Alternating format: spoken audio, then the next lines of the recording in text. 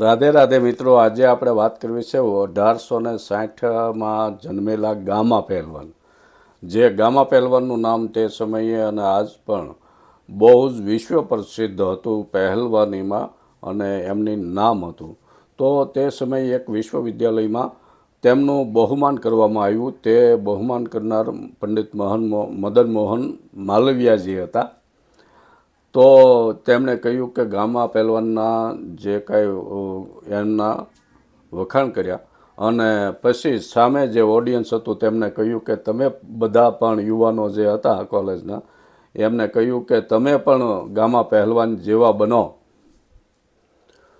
ત્યાર પછી થોડી વારમાં ગામા પહેલવાનને ઉદ્બોધન કરવાનો વારો આવ્યો. એટલે તેમણે કહ્યું કે પંડિતજીએ જે વાત કરી કે તમે બધા ગામા પહેલવાન જેવા બનો, પણ હું તમને કહું છું કે તમે બધા મારી જેવા ન બનતા. સામે તો બધા આશ્ચર્યમાં પડી ગયા. પણ ગામા પહેલવાને કહ્યું કે હું કુસ્તી લડું છું ત્યારે મારી હરીફ જે હોય છે એને હું પછાડી દેવાનું, એ મારું કામ છે, સામેના વ્યક્તિને પછાડવાનું કામ છે, તો હું વિજેતા બનું છું.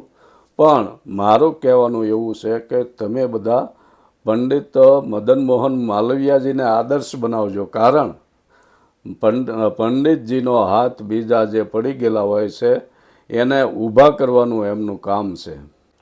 મિત્રો, આ વાત ઉપરથી 3 વાત સમજવા જેવી છે કે બીજાને જે ઊભા કરી શકે એ જ વ્યક્તિ બીજાના આદર્શ બની શકે. બીજાને બેઠા કરવા માટે આ મદદનો હાથ લંબાવે એ વ્યક્તિ બીજાના આદર્શ બની શકે. બીજી વાત છે કે જે બીજાને મહાન માને તે જ ખરેખર મહાન હોય છે. અને ત્રીજી વાત, પોતાની પ્રશંસા નહીં પણ બીજાની જે પ્રશંસા કરી જાણે તે મહાન છે. એટલે આવીને આવી વાતો લઈને ફરી મળશું. રાધે રાધે.